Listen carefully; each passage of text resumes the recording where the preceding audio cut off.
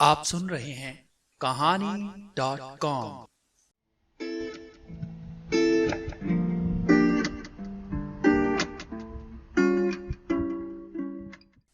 اب آگے کہانی سنیے۔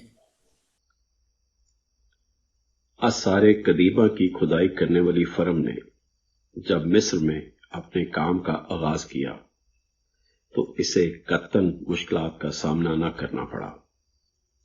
فرم کے مالک پرنس علی رضا کی دولت نے اور تاریخ مصر پر عبور رکھنے والے دو بہترین دماغوں نے سرکاری اور غیر سرکاری سطح پر تمام رکاوٹوں کو دور کر دیا۔ پرنس علی رضا ایک سرمایہ دار تھا جس کا منشا آثار قدیمہ کے ان نوادرات سے دولت کمانا تھا، لیکن پروفیسر شہباز اور پروفیسر صمد بخاری کے پیش نظر یہ بات نہیں تھی۔ انہیں ان اشیاء کے منہ مانگے دام ملنے یا انہیں کسی عجائب گھر کو تحفے میں دیے جانے سے کوئی دلچسپی نہیں تھی۔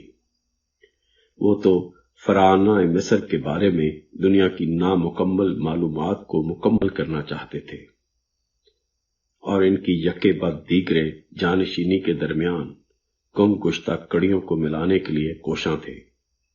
صدیوں کے ساتھ ساتھ بہت سارے بادشاہوں اور شہزادوں کی ممیاں مقبروں سے غائب ہو گئی تھیں یا افتادے زمانہ کے ہاتھوں تباہ ہو گئی تھیں، تاہم اب بھی بہت ساری ممیوں کے ملنے کا امکان تھا جنہیں دریافت نہیں کیا گیا تھا۔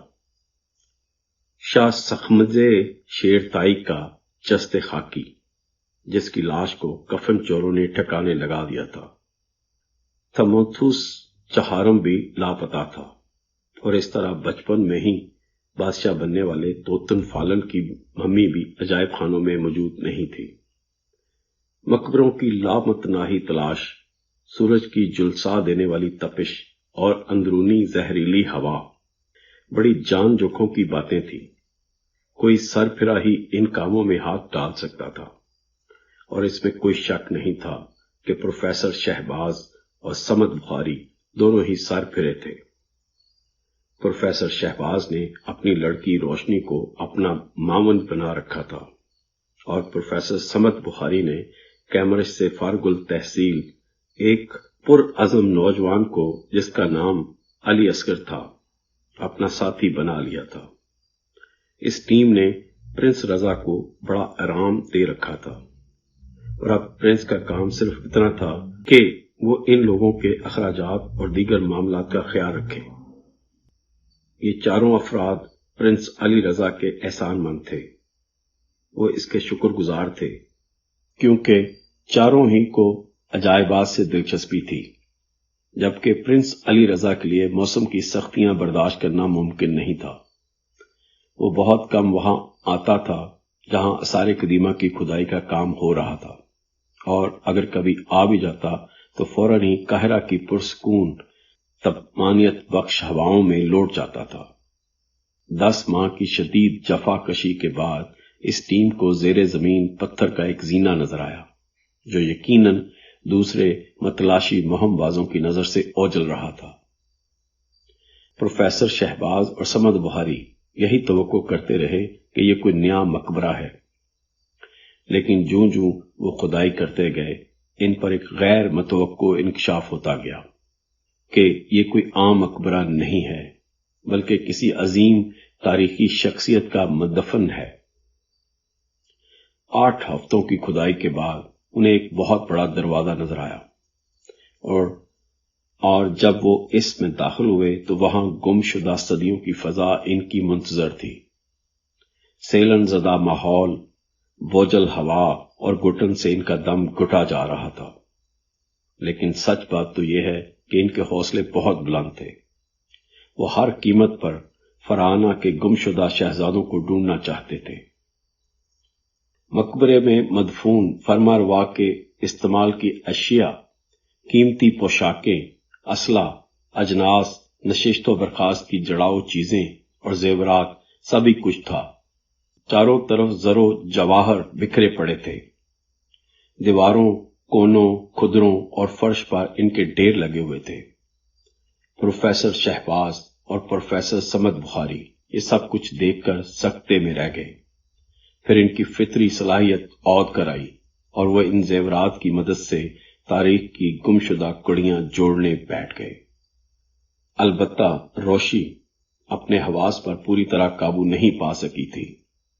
جب مقبرے کا اندرونی دروازہ کھلا تھا تو وہ باپ کے پیچھے کھڑی تھی اور اس دم اسے وہاں سے بھاگ نکلنے کا شدید احساس ہوا، جیسے اسے کوئی کچھ کہنا چاہ رہا ہو اور وہ ان الفاظ کو سننا نہیں چاہتی تھی۔ کسی شدید خطرے کا احساس اس کے ذہن پر چھا گیا اور اس کے سوا کوئی چارہ نظر نہ آتا تھا کہ وہ لوگ ان چیزوں کی طرف پیٹھ کیے ہوئے فوراً اس جگہ سے نکل جائیں۔ تاہم باپ کی تربیت نہایت پختہ تھی اور وہ اپنے حواس کو قابو میں کر کے بھاگ نکلنے کی خواہش کو دبا گئی۔ اس روشنی میں جو اس مقبرے میں شاید صدیوں کے بعد کی گئی تھی، وہ بڑی بے چینی سے وہیں کھڑی ہوئی، اندر پھیلی ہوئی بے نام بو کو، مٹی کی دبیز تہ کو اور پرسرا سکوت کو برداشت کرتی رہی، اور اسے خیال آ رہا تھا کہ وہ ان اذیت ناک لمحات کو زندگی بھر نہ بھلا سکے گی، اور مزید یہ کہ ان مقبروں میں داخل ہونے والے اپنے ساتھ کوئی ایسا مرض لے کر لوٹیں گے جو لا علاج ہوگا۔ جو وقت گزرتا جا رہا تھا اس کا خوف بڑھتا جا رہا تھا۔ تینوں آدمی بڑے انہماک سے اشیاء کی فہرست تیار کر رہے تھے، لیکن روشی اس طرح کی یکسوئی سے کوسوں دور تھی۔ شدید گرمی میں بھی وہ اپنے جسم میں کپ کپاہٹ محسوس کر رہی تھی۔ اسے یوں لگ رہا تھا جیسے سورج کی تپش یا ممی کا انتقام اسے جلا کر خاکستر کر دے گا اور اس کی راکھ صحرا کے بھگولوں کے ساتھ اڑا دے گا۔ اس نے بڑی ہمت کر کے اپنے باپ سے کہا کہ وہ اس جگہ سے نکل چلے، لیکن اس نے دیکھا کہ پروفیسر شہباز کو اس کی اس بات سے مایوسی ہوئی تھی۔ اسے اپنی لڑکی پر ہمیشہ سے بھرپور اعتماد رہا تھا اور اس نے اس کی صلاحیتوں پر تکیہ کر رکھا تھا۔ وہ اس کی ذہین و فتین شاگرد تھی اور اب ایک پریشان حال سی عورت بن کر اس کے سامنے کھڑی تھی۔ شہباز نے اسے وہاں سے ہٹا دیا اور جا کر اس غار میں بیٹھنے کو کہا جسے عارضی ہیڈ کوارٹر بنایا گیا تھا۔ اس کی جگہ ان کا ریکارڈ رکھا تھا اور روشی بڑی عمدگی سے اسے سنبھال سکتی تھی۔ چنانچہ وہ فائلوں اور کاغذوں کو درست کرنے لگی۔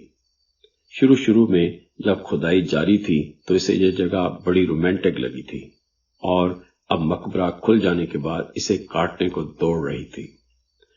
کچھ دیر بعد علی اصغر مٹی میں اٹے ہوئے ہاتھ پاؤں دھو کر اس کے پاس آیا تو روشی نے اس سے پوچھا کہ وقت کیا ہوا ہے۔ یہ سوال وہ اس سے کئی بار پوچھ چکی تھی۔ علی اصغر نے ایک مصنوعی ٹھنڈی آب بھر کے جیب سے گھڑی نکالی اور بتایا، پچھلے وقت سے ٹھیک 10 منٹ اوپر ہوئے ہیں۔ معاف کرنا، روشی جھینپ کر بولی اور بات بنانے کے لیے کہنے لگی کہ اس کا باپ اور سمد بخاری ابھی تک لوٹے کیوں نہیں ہیں؟ ہو سکتا ہے پروفیسر کے ہاتھ کوئی خاص چیز لگی ہو۔ علی اصغر نے سرسری طور پر کہا، ہاں وہ کام میں کھوئے ہوئے ہوں گے۔ روشی نے کہا اور ہنس پڑی۔ وہ دل کھول کر ہنسنا چاہتی تھی، ماحول کو پھر اس لطیف شگفتہ رنگ میں دیکھنا چاہتی تھی۔ گزشتہ 12 مہینوں میں ایک ساتھ مل کر کام کرتے ہوئے انہیں اب یہ بات طے شدہ لگتی تھی کہ وہ ایک دوسرے کے لیے پیدا ہوئے ہیں۔ روشنی کو معلوم تھا کہ علی اور اس کی شادی سے اس کے باپ کو بے حد خوشی ہوگی اور انکل سمد کی طرف سے بھی مبارکباد ملے گی۔ اسے علی بہت پسند تھا، دونوں کی طبیعتیں ملتی تھیں اور زندگی گزارنے کے بارے میں بھی ان کے خیالات یکساں تھے۔ علی پر اعتبار کیا جا سکتا تھا، اس میں تخلیقی صلاحیتیں تھیں، اس کا ساتھ دل میں امنگیں اور ولولے پیدا کر سکتا تھا، اور ایک دن شہرت اس کے قدم چومے گی، اسے پورا یقین تھا۔ غار سے باہر اچانک دھول اڑنے لگی اور مقامی لوگوں کے باتیں کرنے کی آواز آئی، جسے انکل سمت کی آواز نے بند کرا دیا۔ دوسرے ہی لمحے وہ غار میں داخل ہو رہا تھا۔ وہ کچھ شکستہ سا، بے دم سا دکھائی دیتا تھا۔ اس کے چہرے پر مردنی دیکھ کر روشی چوکی اور اس کے قریب آنے سے پہلے اٹھ کھڑی ہوئی۔ روشی میری بیٹی، انکل سمد نے کچھ کہنا چاہا، میرے ابو کہاں ہیں؟ روشی جلدی سے بول پڑی، انکل سمد ایک طرف ہٹ کر کھڑا ہو گیا۔ اس وقت ناصر جمال جو حکومت مصر کا نمائندہ تھا اور کام کے آغاز سے ان لوگوں کے ساتھ تھا، اندر داخل ہوا اور اس کے پیچھے 2 کلی اسٹریچر اٹھائے ہوئے آئے۔ روشی کو اسٹریچر پر پڑے ہوئے شخص کا چہرہ نظر نہیں آ رہا تھا۔ اسے یہ دیکھنے کی ضرورت بھی نہیں تھی کہ وہ جان چکی تھی۔ دونوں کلی غار کے وسط میں پہنچ کر رک گئے اور جیسے پہلے سے طے شدہ ہو انہوں نے اسٹریچر کو زمین پر پٹک دیا۔ پروفیسر شہباز کے چہرے پر پڑا ہوا کپڑا ہٹ گیا۔ علی نے آگے بڑھ کر سامنے والے کلی کے منہ پر اس زور سے تھپڑ مارا کہ وہ لڑکھڑا کر پیچھے ہٹ گیا اور زمین پر گر پڑا۔ علی، بخاری نے اس کا بازو تھام کر کہا، اس نے جان بوجھ کر اسٹریچر کو گرایا ہے، میں نے خود دیکھا ہے۔ علی نے غصے سے آگ بگولا ہو کر کہا۔ ناصر جمال آگے بڑھ کر کہنے لگا، آپ کو غلط فہمی ہوئی ہے، مرنے والوں کی بے حرمتی ہمارا شیوا نہیں ہے۔ میں تمہارے سارے طور طریقے جانتا ہوں علی گرجا۔ حالیہ چند مہینوں میں میں نے ان کے کئی مظاہرے دیکھے ہیں۔ ہمارے سٹور سے چیزوں کی چوری، ہمارے مزدوروں کو کام چھوڑنے پر اکسانا، اس کا پارا چڑھتا گیا۔ پہلے تم ہمارے ممنون تھے، ہمارے پاس خرچ کرنے کے لیے پیسہ تھا اور تم اپنے ہاتھ رنگ کر خوش تھے۔ پھر ہم نے راغیشس کا مقبرہ دریافت کر لیا اور تم نے اس پر ایک نظر ڈالتے ہی اس پر قبضہ کرنے کا فیصلہ کر لیا، اور اب اس نے پروفیسر کی لاش کی طرف دیکھتے ہوئے کہا، تم نے پروفیسر کے ساتھ یہ کیا کیا؟ تم ہمیں خوفزدہ کر کے یہاں سے بھگانا چاہتے ہو، یہی بات ہے نا؟ ایسے الزامات لگانے کی آپ کو جرت کیسے ہوئی؟ میری حکومت اور میں نے آپ لوگوں سے ہر ممکن تعاون کیا ہے، ناصر جمالی نے ترکی بترکی کہا۔ تم نے ہمیں کوئی سہولت نہیں پہنچائی، علی بولا۔ حضرات، سمد بخاری نے مداخلت کی، پروفیسر کی یاد کو تازہ رکھنے کا یہ کوئی طریقہ نہیں ہے۔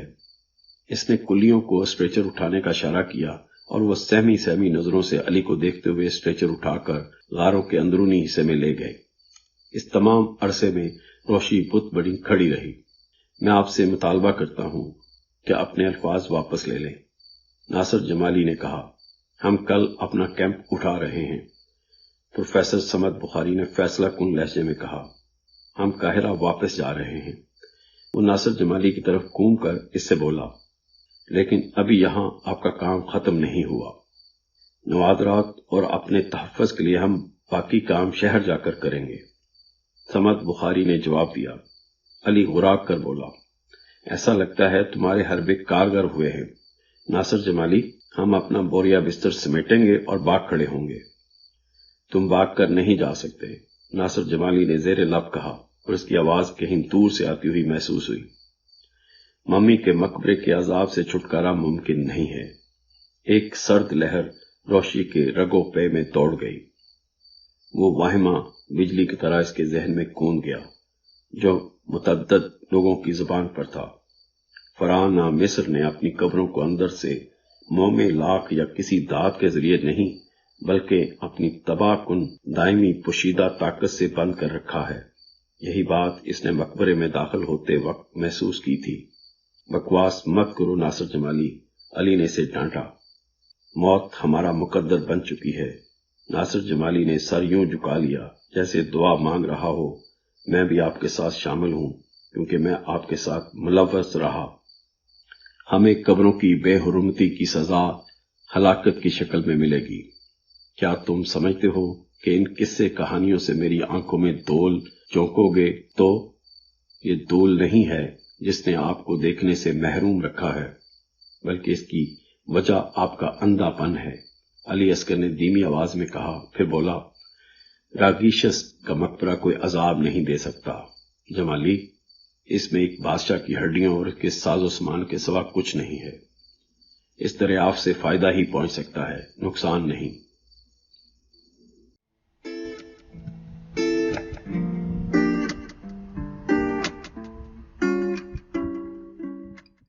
آپ سن رہے تھے کہانی.com